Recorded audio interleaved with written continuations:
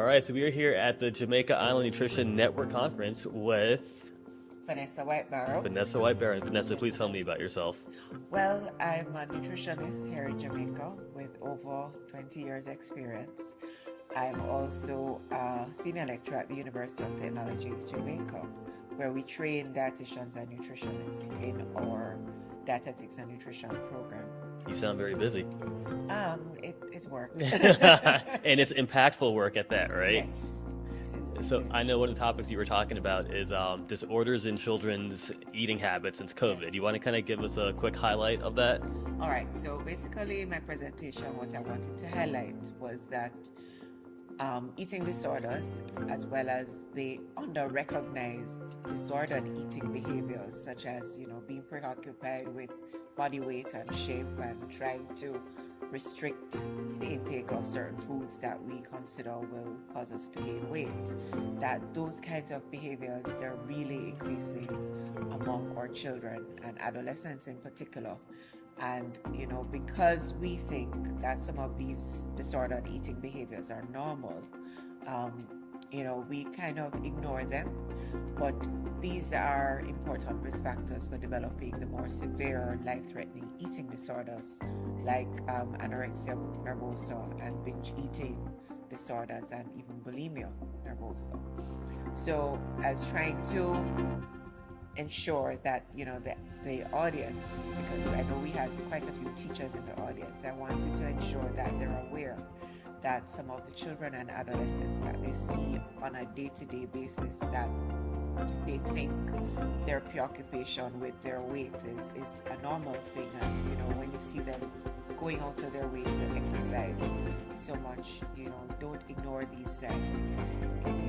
Also, when you recognize that they like to be by themselves and you suspect that they're engaging in a lot of hiding and eating type behaviors, they must ask questions. They need to, refer them to learn more, so that if they are bordering on developing eating disorders, then you can see the early signs and you can intervene at that point. I also used the opportunity to highlight that there were some behaviors that from COVID really predisposed many of our adolescents. In particular, they weren't able to exercise a lot. We saw a lot of weight gain among our young children because they were spending so much more time on the screen. Plus, they weren't able to go to do their recreational activities like swimming and going to karate practice and, just playing. A lot of that restriction that we were doing as a nation impacted the health and well-being of our children.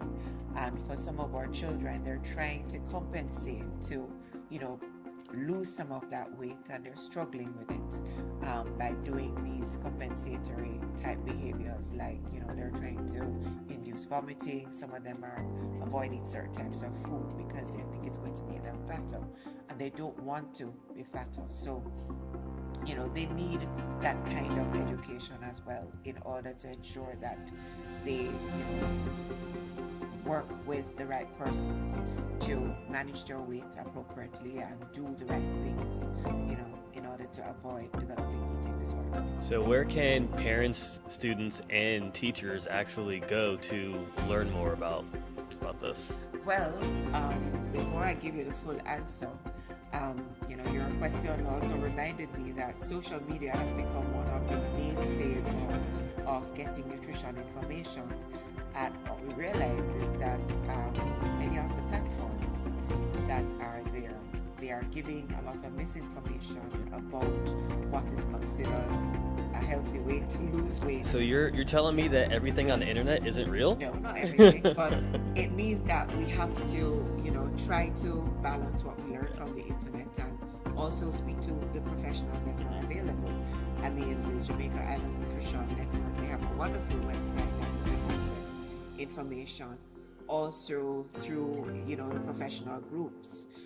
We have the groups of nutritionists and dietitians. We have the Jamaica Association of Professionals in Nutrition and Dietetics, but we also have the Pediatric Association. We have the Jamaica Association of Psychiatrists and Psychologists.